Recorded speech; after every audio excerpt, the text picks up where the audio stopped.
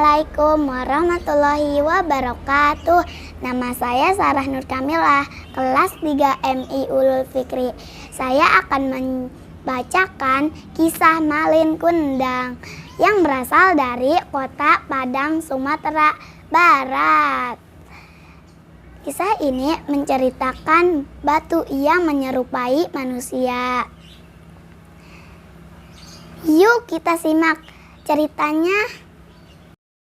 Malin Kundang. Pada zaman dahulu hiduplah seorang janda bernama Mande Rubayah. Mande Rubayah mempunyai seorang putra bernama Malin Kundang. Mereka tinggal di perkampungan Pantai Air Manis, Padang, Sumatera Barat. Mereka hidup dalam kemiskinan setelah ditinggal pergi suaminya yang pergi berlayar dan tidak kembali lagi. Mande Rubayah harus membesarkan anaknya seorang diri.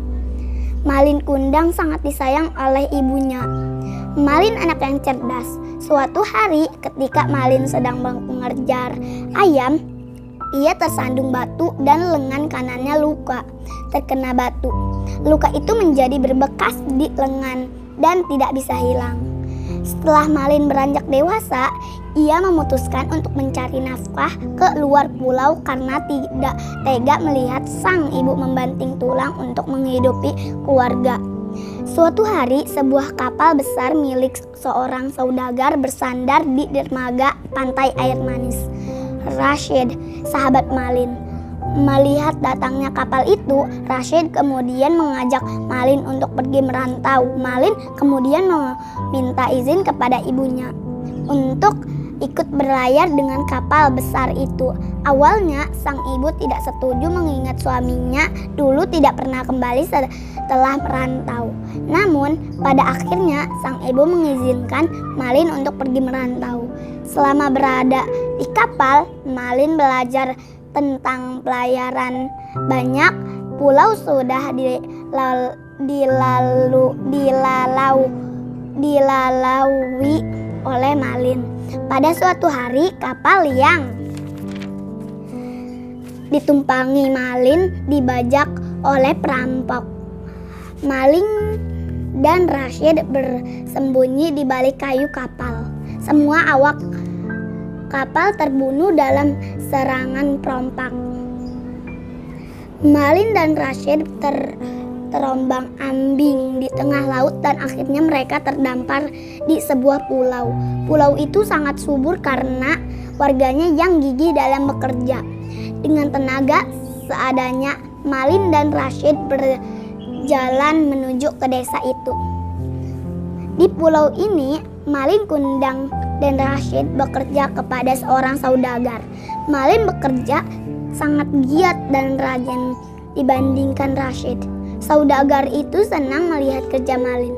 Selama 2 tahun, Malin bekerja dengan saudagar itu. Sedangkan Rashid pulang kembali ke kampung halamannya.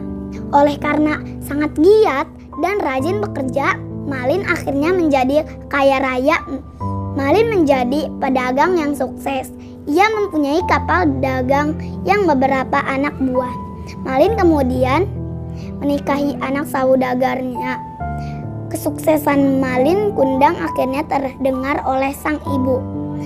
Mande Rubayah sangat senang sekali mendengar kabar bahwa anaknya sudah berhasil. Sejak saat itu, Mande Rubayah selalu menunggu di dermaga untuk menyaksikan anaknya pulang. Setelah lama menikah, akhirnya Malin memutuskan untuk berlayar bersama istrinya dan anak buahnya. Tibalah Malin di kampung kelahirannya. Malin bertemu dengan Rashid. Setelah bertemu dengan Malin, Rashid kemudian memberitahukan Mande Rubayah tentang kedatangan Malin. Mande Rubayah sangat gembira mendengar Malin Kundang telah pulang. Dengan ditemani Rashid, Mande Rubayah pergi ke dermaga untuk menemui anaknya kesayangannya. Di dermaga, Mande Rubayah melihat dari jauh ada 2 orang sedang berdiri di atas kapal. Mande Rubayah yakin bahwa anak itu adalah anaknya. Pada saat mendekati kapal, Manderubaya semakin yakin bahwa dia adalah Malin Kundang. Setelah melihat bekas luka di lengan kanan pemuda tersebut, Manderubaya kemudian memanggil anaknya itu. "Malin Kundang, anakku, engkau sudah kembali, Nak. Kenapa kau pergi begitu lama tanpa memberi kabar ibumu? Ibu sangat rindu kepadamu," kata Manderubaya seraya memeluk anaknya. Melihat wanita tua berpakaian lusuh dan kotor memeluk Malin Kundang menjadi marah. Malin sebenarnya tahu bahwa wanita itu memang ibunya. Malin marah karena malu kepada istri dan anak buahnya. Manderubaya sedih diperlakukan seperti itu. Manderubaya marah kepada Malin Kundang. Dia berdoa jika benar pemuda itu adalah Malin Kundang, dia mengutukkan menjadi batu. Malin Kundang kembali berlayar dan meninggalkan ibunya yang sedang menangis sedih di tengah perjalanan. Terjadi badai besar. Badai itu menghancurkan kapalnya. Doa sang ibu terkabul. Secara perlahan tubuh Malin Kundang kaku dan berubah menjadi batu.